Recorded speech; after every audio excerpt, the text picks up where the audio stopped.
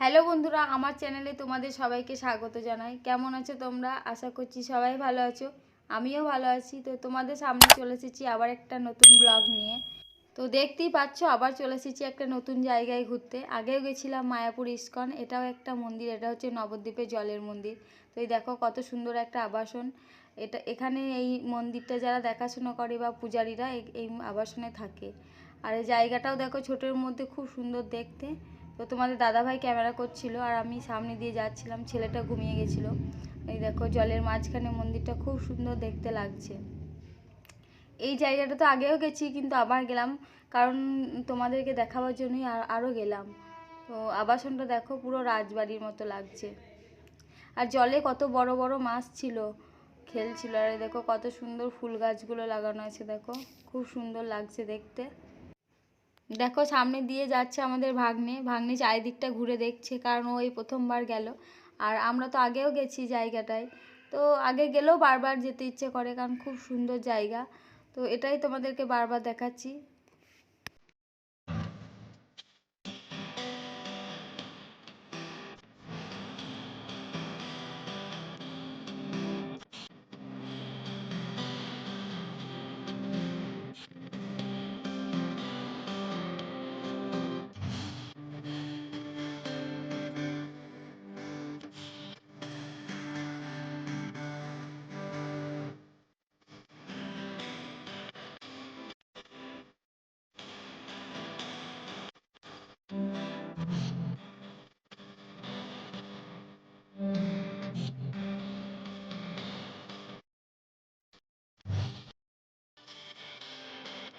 কত সুন্দর একটা জায়গা, এখান থেকে বাড়ি যেতে ইচ্ছে করছে না।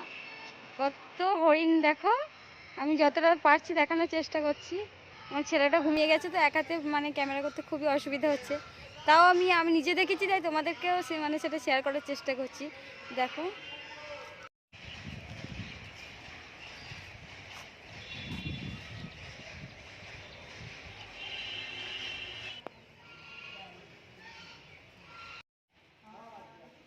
এই দেখো এখানে কত রাজহাঁস আছে, সব খেলছে।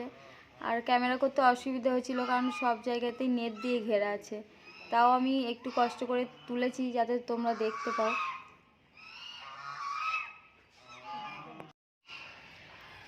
আর এখানে এত সুন্দর ফুল গাছগুলো লাগানো আছে, দারুণ লাগছে, খুব সুন্দর জায়গা। তো তোমরা এখানে নবদ্বীপে বেড়াতে আসলে এই জায়গাটা অবশ্যই আসবে। তো খুব খুব সুন্দর জায়গা। এখান থেকে আর বাড়ি যেতে ইচ্ছা করছে না, কিন্তু আমার ছেলেটা ঘুমিয়ে গেছে, তাই আমাকে তাড়াতাড়ি চলে যেতে হবে। বন্ধুরা, ব্লগটা আজকের মতো এখানেই শেষ করছি। তোমাদের যদি ভালো লেগে থাকে লাইক শেয়ার কমেন্ট অবশ্যই করবে। তো চলো, সবাই ভালো থেকো।